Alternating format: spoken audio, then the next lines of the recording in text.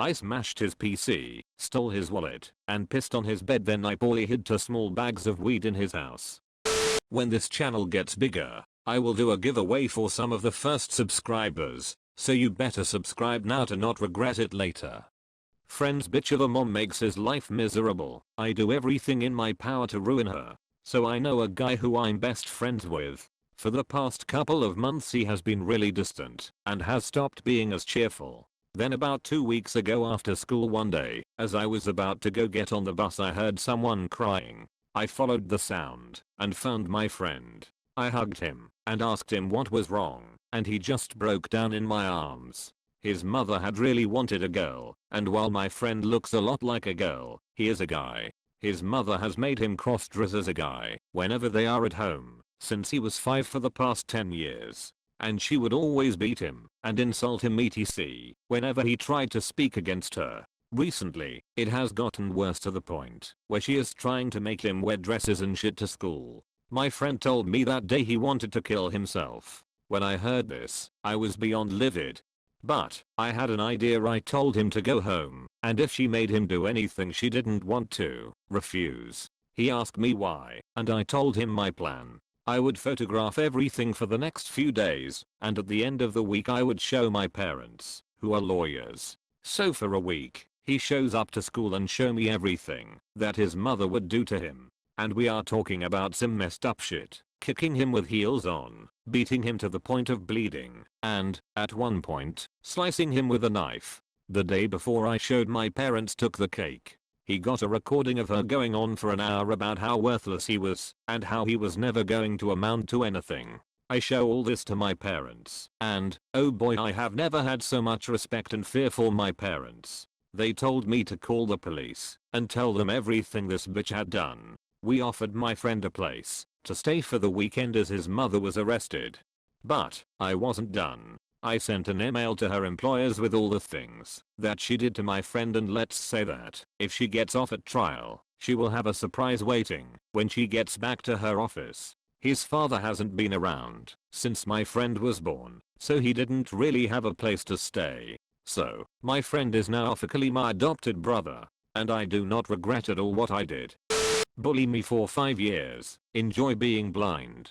Okay, so when I was in 1st grade some guy moved into my school. I will call him P. P was a tall, thin guy. He liked to bully me verbally and would sometimes hit me. This revenge starts in the 5th grade. I have always had anger issues, so when I got angry it was extreme, and sometimes it would take up to 5 teachers to hold me down. So after P did a particularly dick move on me I snapped, but this time it was different. I let the rage build up inside me, and when class ended I waited for him to bully me a little bit more. After a while he shoved me to the ground. I got up and looked at him with the most rage I have ever had. I punched his face, but I missed and hit his eye so hard his retina detached. He then proceeded to fall to the ground crying, and I got suspended for a week, but didn't get in too much trouble because the school considered it self-defense. His retina got damaged when the surgeon tried to reattach it. He is now blind in one eye.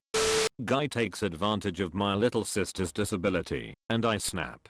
Context: my little sister, henceforth known as Holly, is mute. She can actually whisper a little, but it takes a lot of effort on her part. She's been mute ever since she was 5, when she lost her ability to speak in an accident. She's very smart, and she's a good looking kid. At the time of these events, she was 16, and I was 21. Me and my sister lived together in an apartment.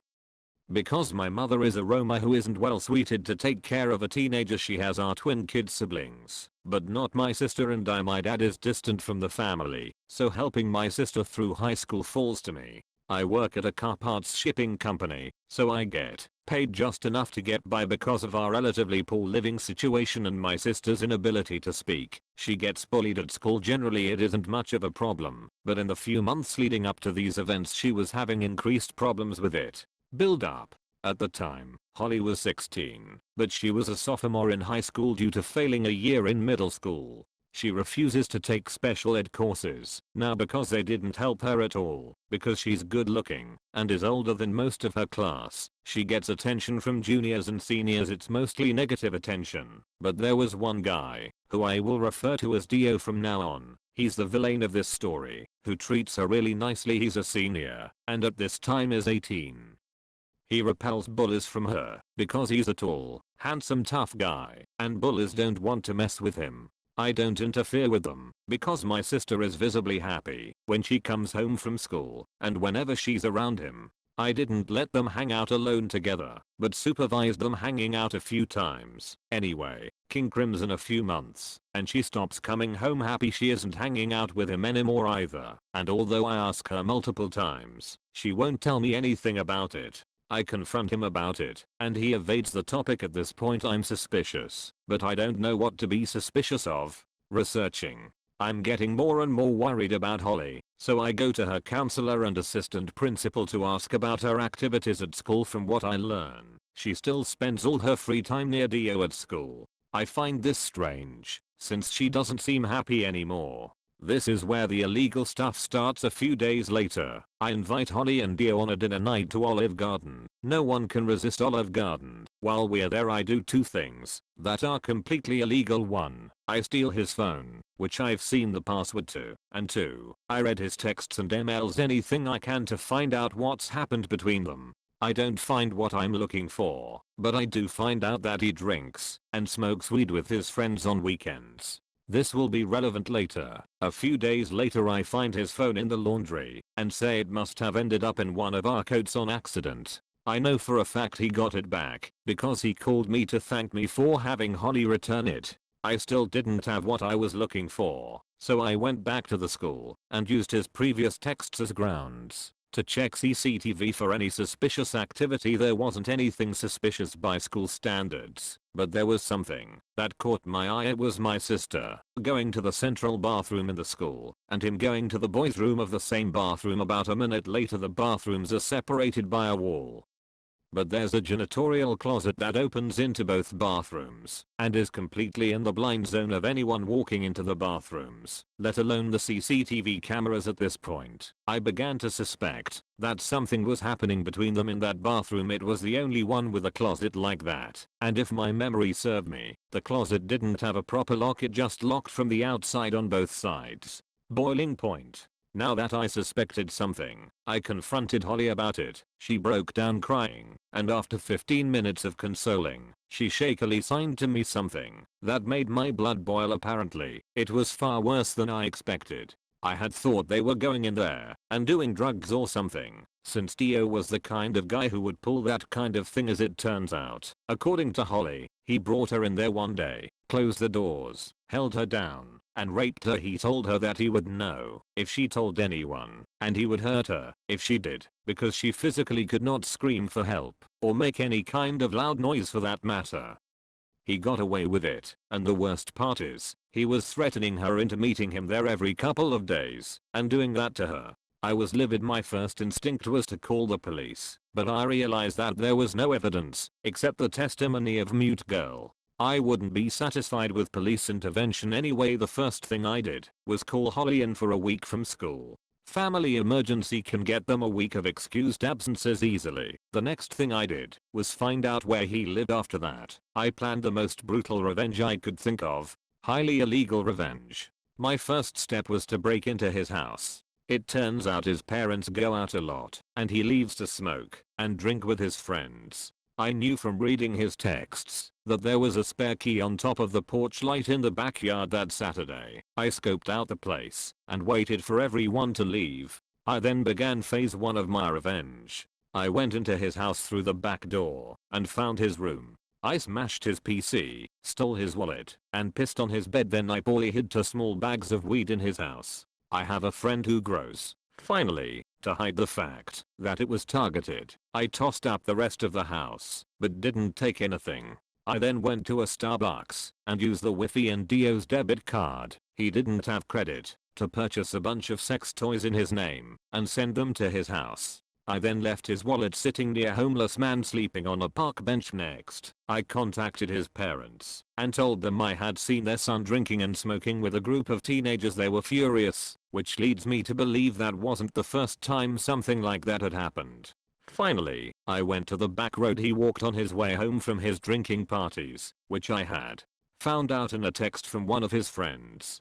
I waited for 2 hours in some bushes for him to walk by, and then, wearing sunglasses and a hoodie, jumped him. I demanded his money and phone, although I knew he didn't have his wallet. I kept one hand in my hoodie pocket, pointing it like I had a gun, which he believed. He handed over his phone and ran away. I then finished up my plan by using his phone, which I still had the password to send an email to the school from his school email, confessing to raping my sister in the janitorial closet multiple times, as well as possessing drugs on school grounds, and drinking alcohol when he was underage. Then I snapped his phone on my knee and went home. Aftermath. My sister went back to school the following Monday, armed with a can of mace I bought her. Dio wasn't at school, and she was called in by her counselor. She confessed, and he was charged with rape, underage drinking, and illegal drug possession. On top of that, his parents completely disowned him, and he was expelled from the school. Sadly, this story doesn't have a completely happy end. This whole ordeal sent Holly into a downward spiral. Her grades fell behind, and she barely smiled. In March of 2018, she attempted suicide by cutting herself, and it was pure luck that I found her in time. She's getting better now, but the emotional trauma will probably affect her for life. I pray to whatever cruel gods are out there that he gets a taste of his own medicine in prison. Keep screaming, buddy. 20-something years ago I was a high school kid, driving a beat up high school kid car, like a high school kid drives. Apparently, I was driving too close to the car in front of me, so he pulled over, let me pass him, and then got behind me and followed me. I was on my way home, but when I realized this guy was telling me, and I knew my folks weren't home, I rerouted to 7-Eleven. I had no sooner pulled into a parking spot than this guy is screaming at me. He parked T-bone behind me, blocking me in, and was screaming from his window. He got out of the car and walked up to my car door screaming. Basically I was a horrible driver, and he had the right of way. He didn't cut me off, and I shouldn't be tailgating as revenge for him cutting me off. I didn't think he cut me off, and I wasn't tailgating. He went on and on. He was huge and blocking my car door, so I just sat there and let him scream. He had a woman that looked incredibly embarrassed and 2 kids under 10 in his car. He finally told me he was going to call the cops and give them my plate number, I guess in an attempt to frighten me. As he walked away I said, okay, you have a good night too, and that set him off for at least another 5 minutes. Anyway, he finally drives off. I walk into 7-Eleven, and a friend's mom is in there. She comes right over and asks if I'm okay, what was that about, etc. I tell her I'm fine, that guy's nuts, no worries. She says no, he's not nuts, he's just a raging asshole, always has been. I'm like, whoa, you know that prick. She says he's our neighbor. And that little light bulb in my head went on. Fast forward 18 months. Probably didn't need to wait quite that long, but I was a teen and thought it safe to err on the side of caution. Anyway, I'm pretty handy with cars. Been working on them longer than I've been driving. But my best friend, he was really handy with cars. So after I explained my plan to him, I had an accomplice. About 2:30 AM we went over to this dude's house, where he leaves that freaking awesome Crown Vic parked out in front of the last house on a dead-end street. We had gloves to make sure we didn't leave fingerprints. We set up 2 horses and set a sheet of plywood across them. We popped the front of his car up and put a couple of jack stands under it. Used a Slim Jim to pop the lock and open the hood. Then we proceeded to remove every single engine component that we could get to: radiator, fan, tensioner, idler pulley, starter, alternator, power steering pump, module, coil, spark plugs, plug wires. You get the point. We brought a marker so we could lay them all out on the plywood and label them for him. We even labeled the individual fuses and relays we removed. Because we're nice guys,